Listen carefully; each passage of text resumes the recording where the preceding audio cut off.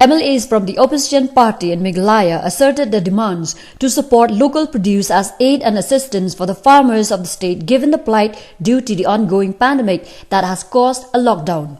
The demand was voiced out during the first day of the reassembled budget session that commenced on the 20th of May 2020. The MLA of Umroi, George B. Lingdor, opined that the state government should be aware of the tribulations and adversity of the people during a time of crisis, adding that the MLA scheme of 2020 to 21 has now even been sanctioned. Local farmers are one of the sections of society who have been affected the most during this lockdown period, as they couldn't sell their produce nor trade it off, said the MLA of Umroi. Meanwhile, the MLA of Mausanram, H.M. Shangpliang, informed that the returned residents of the state, which includes thousands of them, are equipped with knowledge on various aspects in terms of adequate businesses and works.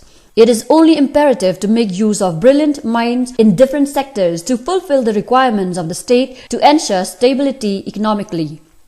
On local farmers, Mr. H. Shangpliang stated that the state government should be meticulous to provide adequate seminars and awareness programs as assurance they could understand the type of cultivation that would comprehensively be produced at an utmost percentage. Furthermore, the MLA demands the permission to permit operation of markets in Lat Maureng, Lat Smith and others, which is beneficial for the farmers to sell their products instead of it going to waste. Of people have been derailed, how livelihoods have been shattered, how our farmers have suffered huge losses, salary cuts have been seen, and people have not been living the life that they have lived all these years. 60 days and the entire country, the entire state has been derailed in all aspects. Therefore, sir, considering the budget that was presented in the pre-lockdown situation and considering now the situation in the post-lockdowns or the post-lockdown scenario, I think it is time for this August House to reconsider some of the points that has been placed by the government and perhaps rechannelize the resources in order to ensure that the post-lockdown scenario or after the lockdown is lifted, people can be supplemented with resources and the state can look at the weaknesses that has come to the fore or that has been exposed in these past 60 days. So, I've gone through the budgetary figures and the accounts, and I'd like to congratulate the government that in the year 2019-20, they have reported a revenue surplus of 738 crores. Now, sir, even though the resources with which we are running the state, maximum of it has come from the central government through granted aid, through the central share of taxes, and 20% to 21% has come from state's own resources. The government met the challenge, was faced with a very challenging time in 1920. The reality is that we've barely been able to meet our salaries through our own resources. We require nearly 7,000 crores on salaries and pensions and other interest payments.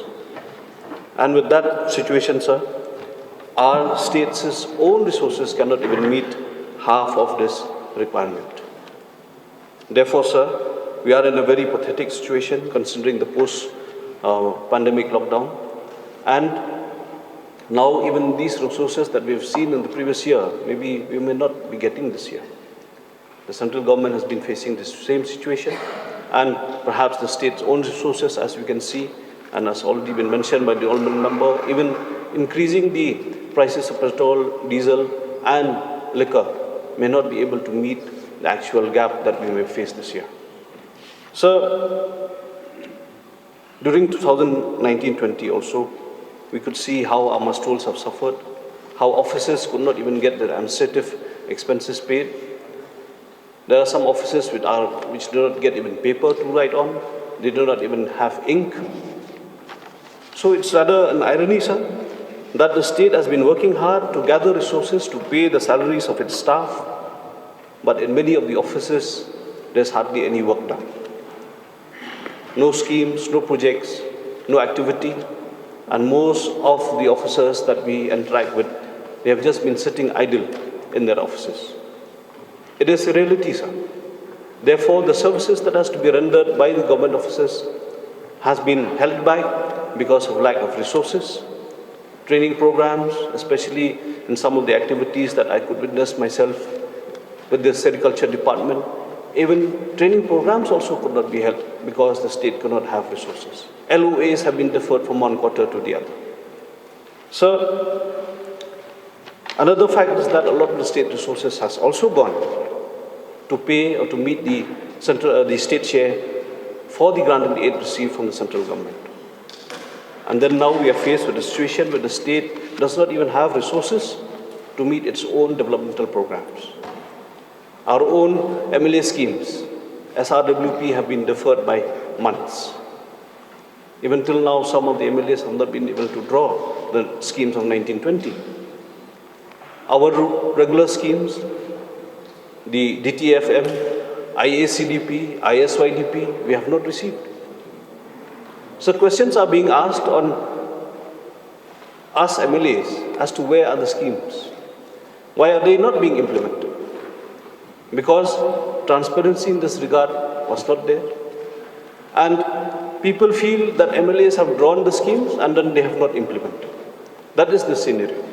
4 per kg, rupees 4 per kg. It's a fact, sir.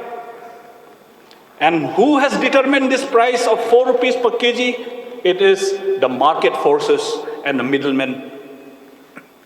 So the farmer says, one of the farmers gave me a call yesterday evening. He says, it is better that the cabbage gets rotten in the fields rather than sell at rupees 4 a kg. This is the condition and the fate of our farmers. So the cost of labor and the manure that they have utilized itself does not cover the cost. So it is a major crisis. I request the government to immediately come to the rescue of the farmers. I also request the government to immediately open the farmer-operated markets. For example, in Lat Smith, in Lat Moreng, and other places of the state.